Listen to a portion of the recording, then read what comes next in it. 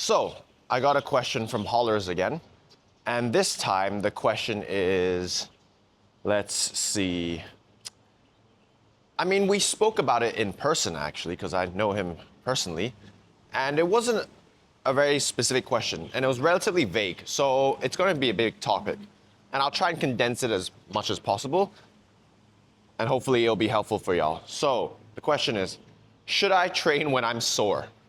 Now, it was definitely a little more nuanced than that when we were talking about it, but it's a question a lot of people actually ask me. So first, let's address the first part, or what I'm thinking now. Number one, what does it mean to even be sore? Because I've come to realize as a trainer for 7 years now, everyone's definition of soreness is totally different. And when it comes to pain, I think a lot of people don't really know how to express it, including myself. Obviously, for something like, let's say, dental pain, I don't really know how to express what kind of pain it is. My girlfriend, my partner, she's actually a dentist herself. And sometimes when I tell her, oh, something hurts, she's like, okay, can you describe the pain? And I'll be like, oh yeah, it just feels like a weird ache or something like that. And she's like, okay, you're gonna have to be a bit more detailed than that, or what does it mean, and that's exactly what I'm alluding to. As a trainer, and even physios, my best friend, he's a physiotherapist, and he says, okay, well, most people don't really know how to accurately describe what pain means. And a good example of this is when I have clients, or he has clients who says, oh, well, my quad is really sore from the workout yesterday. It's really sore and it's really painful. For all complete beginners, they can't differentiate between a soreness that's normal, i.e. delayed onset muscle of soreness. We abbreviate it as DOMS. We abbreviate it as DOMS. That's just simply something you get from a workout. So after a workout, your muscles get really sore. We call it muscle damage in sports science. And it's pretty normal. For some people, though, if you've never experienced that pain, you might think, ooh, something has been torn, or this is terrible, this is not normal, right?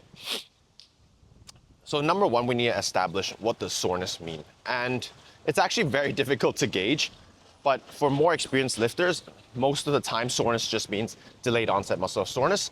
And generally speaking, you can train through it. Now, people will say, ideally you don't, and yes, that's true, but it also really depends on how long you've not trained for, what your workout split is, how old you are, what gender, etc., okay?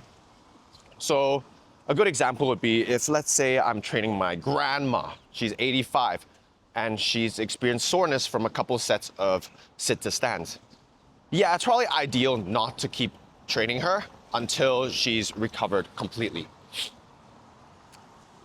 Make sure that she's completely rested, she's not sore anymore, then we go again. However, if you're a 20-year-old male who's trained for 4 months, maybe even a year or two, and you're experiencing a lot of chest soreness after a chest workout, yeah, you probably shouldn't be training chest anyway the next day, because that's not efficient and that's not optimal for your growth.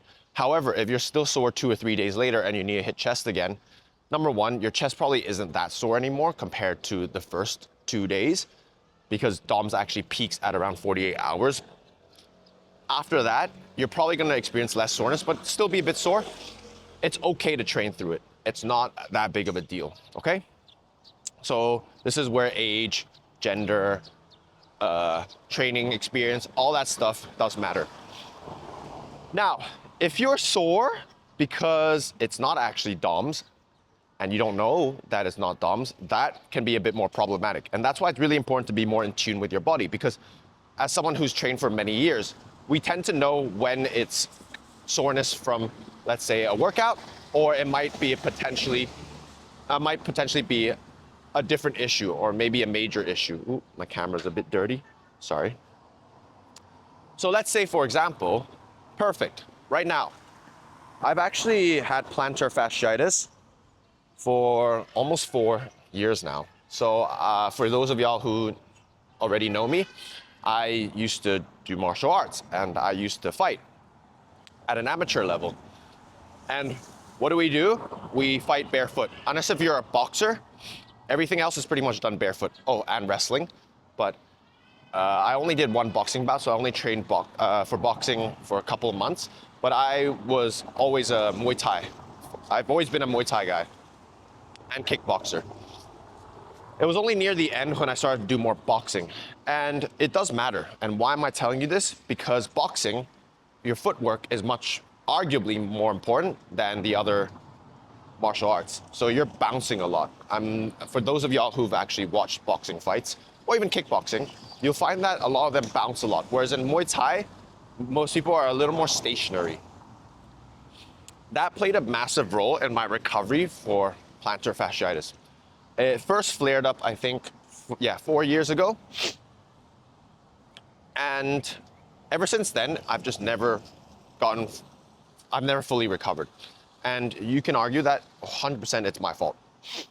What I should have done was rested, still continue training, but making sure I manage my load and volume. And this is why it's really important to speak to a good physio and work with a trainer when you're injured, because more often than not, most people will stop completely, which is also not ideal. Most people will not train through injuries. That's not a very common thing to do. I think only athletes do that, which is also not good, not healthy, and that's how recurring injuries, chronic injuries reoccur. And we see that time and time again with a lot of athletes. But for the general population, most people will be a little more sensible and go, you know what, I'm going to rest a bit.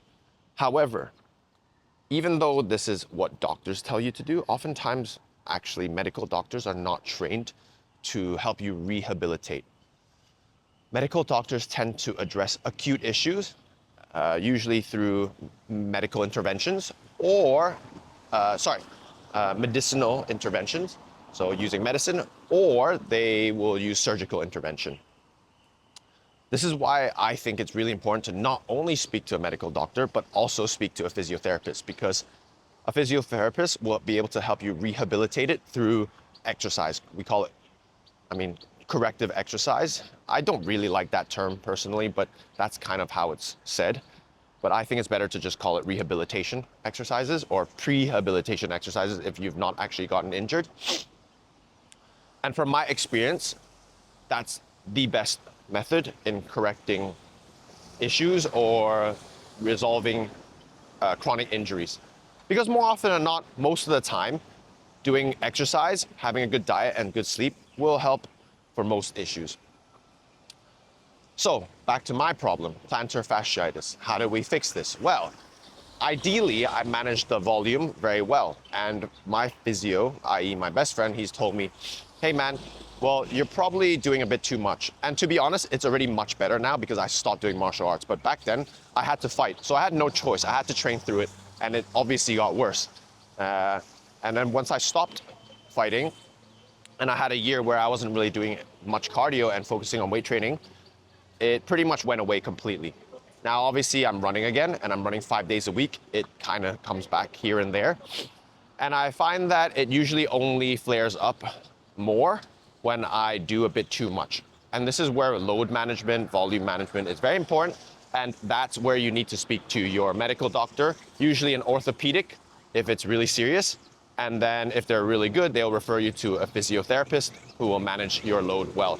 So if let's say you're a runner and you struggle with, like me, plantar fasciitis, well, a good physio should be able to also look at how many miles you're doing in a week. Let's say if I'm doing 40 miles a week, and the pain goes from, let's say, 2 out of 10 to 5 out of 10. Okay, then you're probably doing too much mileage. They should also be able to check how much weight training you're doing, etc. Now, most people don't really fall into this category. Most people fall into the underdoing it. So let's say they're not working, like, same with me, plantar fasciitis. I'm not working on it though. I'm just resting completely. It's probably going to weaken the muscles on that foot. And what ends up happening is, and if I, don't do anything about it for a couple of years, and I suddenly do a massive hike with my family and whatnot, it could flare up again. And that's the problem, is weakness. and tightness, which is the issue for most people. So what do we need to do? Strengthen the muscles in that area to make sure that it doesn't come back again. That's the simple way to put it. Now, I'm not a physio, I'm not a medical professional. That's not my job, that's not my duty. So please double check and speak to your doctor, speak to your physio, make sure that if you have an injury, you address it with them. This is just my opinion, these are my thoughts. So if you know where this soreness comes from and you know exactly how to explain it and you know what it is, then you should be able to manage that load well. So if you're someone who has generally back pain, a bit of hip pain, maybe a bit of knee pain, I would highly recommend speaking to a good physiotherapist. Ask them what exactly is the issue. And to be honest, a lot of the time, it's just based off of tests that they do. The most accurate way to truly understand what's going on is to get MRIs done, MRI, CT scans, those things to be very comprehensive. Now, if you really take your exercise very seriously and having not done those scans, you have no idea what's going on, I would highly recommend probably getting those checked. So a really good example is I've got a client. She's really into exercise. So she was weight training 4 days a week, doing cardio twice a week. She still does. And she's just always had this issue with her hip. And she went to a couple of physios, she's been to a couple of orthos, and unfortunately, they've all said pretty much different things. I think one ortho said you need surgery right away, another ortho said you don't, another physio said maybe you should get a surgery, the other physio said no, you shouldn't. Very confusing, and that's where having too many opinions, too many cooks in the kitchen can be an issue. But it's the responsible thing to do, so get that checked. At the end of the day, it's your own opinion, and who you decide to trust is your prerogative.